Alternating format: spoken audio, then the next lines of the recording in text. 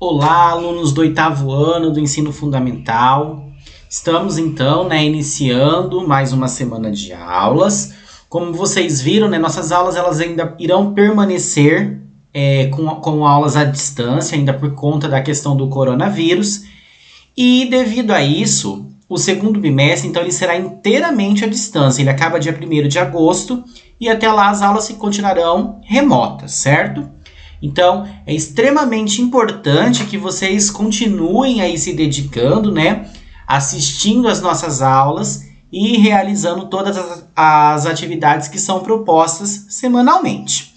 Então, nas últimas aulas, nós falamos um pouquinho a respeito da reprodução, falamos a respeito da adolescência e também falamos a respeito do sistema genital feminino, do sistema genital masculino. E hoje nós iremos falar a respeito do sistema genital feminino. Então, quais são as características desse sistema, quais são suas funções, os órgãos que fazem parte dele, a importância dele para a espécie humana, Então, nós iremos estar destacando aí as características desse sistema tão importante para todos nós, ok?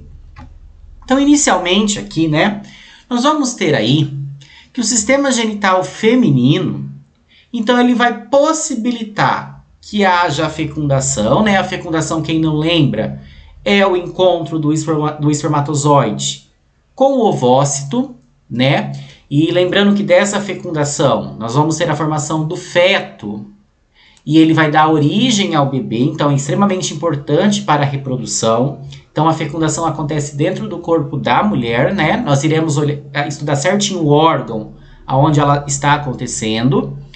E nós também temos, que o sistema feminino está relacionado aí diretamente com a produção de hormônios. Então, nós temos todos os hormônios sexuais femininos, que são 2, que vão fazer toda a maturação do corpo da menina, para ela passar aí da adolescência para a fase adulta. E também esses hormônios irão possibilitar que haja essa fecundação e que também ocorra um mecanismo de reprodução, certo?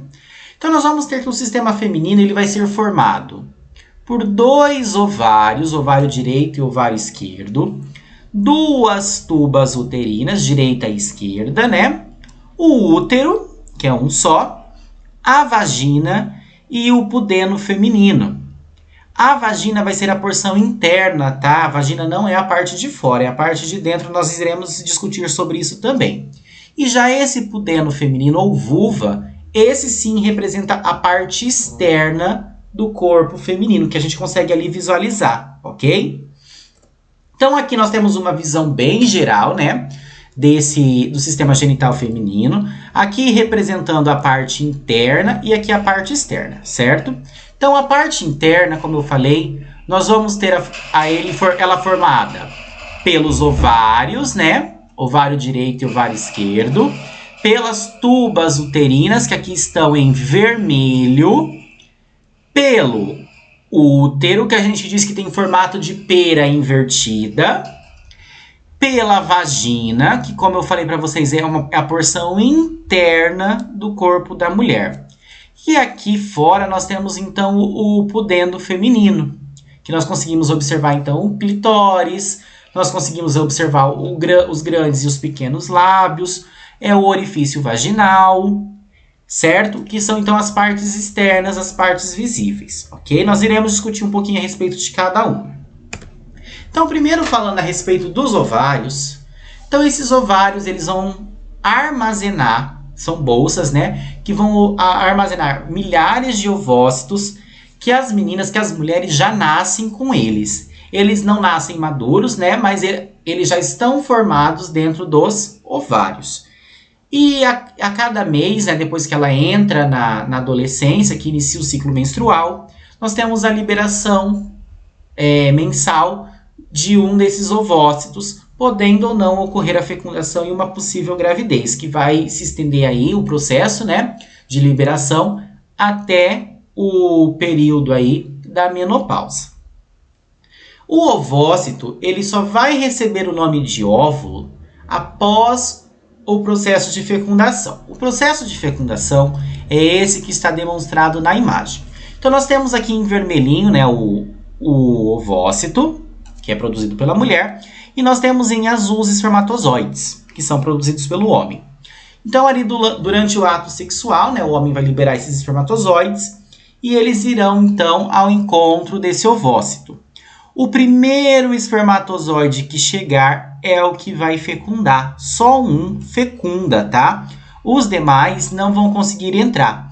Depois que o primeiro espermatozoide entra, essa membrana do ovócito ela vai sofrer uma mudança e nós vamos ter a formação de como se fosse uma parede ali rígida que impede a entrada dos outros espermatozoides. Então, só o primeiro fecunda. Nós ainda iremos estudar o caso de gêmeos, mas quando os gêmeos são iguais, tá? Antes que alguém me questione, ocorreu essa fecundação de um ovócito com um espermatozoide e depois da fecundação ele se dividiu no meio por questões genéticas. Geralmente tem gêmeos na família. Isso, gêmeos idênticos. Quando os gêmeos forem diferentes, a mulher liberou naquele ciclo 2 ovócitos. Então, um ovócito foi fecundado por um espermatozoide e o outro foi fecundado por outro espermatozoide. Nós temos a formação de gêmeos diferentes, certo? Lembrando que a questão genética aqui está influenciando bastante. Geralmente tem que ter na família, senão não é muito comum de acontecer. Então, durante o período da puberdade, né? Como eu falei, nós vamos ter a produção dos hormônios sexuais. Nós vimos que no homem é a testosterona, que é produzida lá nos testículos, e na mulher são 2 hormônios, tá? O estrógeno e a progesterona. E esses hormônios, então, eles dão início ao ciclo da menstruação. Essa menstruação nada mais é que a descamação da parede do útero, né? Para uma possível gravidez. Para preparar o útero para receber aí o embriãozinho, se for o caso. Então, como a parede está descamando, a menina geralmente ela tem muita cólica, pode ter dor e pode ficar ali um pouquinho mais sensível, tá? Então, esses hormônios eles ajudam a fazer o controle aí da maturação sexual feminina e também os controles aí em relação à fecundação e ao processo de gravidez, tá? A gente ainda vai estudar isso em próximas aulas. Nós temos o processo aqui conhecido como ovulação, que é então a liberação dos ovócitos para as tubas uterinas. Então nós temos aqui o ovário. Esse ovário, então, ele libera esse ovócito e esse ovócito ele vem em região à tuba uterina, que é o local onde geralmente acontece a fecundação. E essa liberação ela ocorre geralmente a cada 28 dias, falando de um ciclo menstrual aí que ele está reguladinho. Nós sabemos que hoje, né, podem haver atrasos, então às vezes a menina tem uma menstruação um pouquinho mais atrasada, às vezes ela tem um pouquinho mais adiantada, por N motivos, questão hormonal, questão alimentar, estresse, são vários os fatores, ok? Nas tubas uterinas, né, nós temos a condução do ovócito do ovário até o útero, que aqui na imagem não dá para ver ele que está cortado. Coloquei destacado, isso é extremamente importante. Vai ser nessas tubas uterinas, que pode ser à direita ou à esquerda, que vai ocorrer o processo de fecundação. Então essa fecundação ela representa a junção do espermatozoide que vem do homem com o ovócito que vem da mulher. Caso a fecundação ocorra, nós temos a formação inicial do zigoto, que vai virar um feto e depois vai se transformar em um bebê, certo? Depois nós temos o útero, né? Então, ovário, tuba uterina e o útero aqui no meio com formatinho de pera invertida. Então ele é um órgão oco, né? E é nesse local que vai ocorrer o processo aí de gestação. Então ele é oco e tem paredes musculares que tem uma capacidade elástica bastante grande, porque o bebê vai crescer e vai acabar ocupando espaço. Então ele vai estar abrigando o embriãozinho vai se fixar aqui nessa parede e vai começar a se desenvolver aí até o momento do parto, né? Que no caso do ser humano são os 9 meses, ok? Depois nós vamos ter a vagina. Então, a vagina vai estar bem aqui, ó, certo? Então, ovário, tuba uterina, o útero e aqui a vagina. Então, a vagina é um canal, né, também oco, com cerca de 7 centímetros de comprimento. Ele liga o útero à parte externa do corpo, ao lado de fora.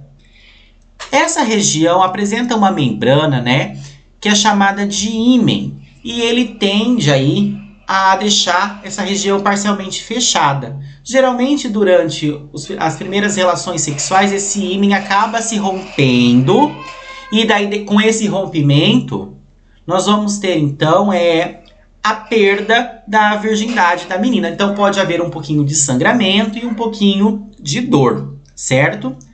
Lembrando que essa região, ela também tem um potencial elástico bastante grande. Primeiro por conta da relação sexual, né? E também por conta da passagem do bebê. No caso do parto normal, a criança ela vai ter que passar por essa região. Então ela sofre uma dilatação de 10 centímetros e o bebê consegue atravessar ali com facilidade, certo? Lembrando que a gente está falando no caso do parto normal, não tem nada a ver com a cesariana. Nós vamos estudar ainda, a criança precisa virar, a mulher precisa ter essa dilatação, tem que ter o rompimento da bolsa. Então, tem várias coisas que estão envolvidas ali a esse parto natural, certo? Depois nós vamos ter a região do pudeno feminino, ou também conhecido como vulva, tá? Essa sim representa a parte externa da vagina, tá? A parte ali que a gente consegue visualizar. Então ela vai ser formada pelos grandes e pequenos lábios, né? E também pelo clitóris. O clitóris é uma região que tem muitos neurônios, muitas terminações nervosas. E essa região ela é estimulável durante a excitação sexual. Então ela se enche de sangue e ela acaba aumentando de tamanho durante esse momento. Então ela está relacionada aí à parte do prazer feminino, né? Durante a relação sexual. Daí eu coloquei aqui então a imagem mostrando essa porção externa do sistema genital feminino. Então nós temos aqui pequenininho a região do clitóris, né, na região anterior do corpo feminino. Nós temos a uretra, que ela faz parte do sistema urinário, como eu falei para vocês, no caso da mulher. A urina sai por um canal e a relação sexual ocorre por um outro canal. Diferente do homem, né, que por onde sai espermatozoide, sai também a urina. Nós temos os grandes e os pequenos lábios, né, que ajudam a proteger a região íntima da mulher. E nós temos aqui a entrada da vagina, que é por onde ocorre a relação sexual e também por onde nós temos a passagem do bebê, isso no caso de um parto natural, certo? Então eu espero que vocês tenham entendido, né, que tenham ficado claro quais são os órgãos do sistema genital feminino, né, e quais são suas respectivas funções. Caso ainda fique alguma dúvida, algum questionamento, vocês podem estar entrando em contato comigo no particular, que eu estarei atendendo a cada um de vocês. Do mais, né, tenham uma excelente semana, um excelente mês de julho, e aí foco nas atividades e foco nos estudos, tá? Então, até logo. Tchau, tchau.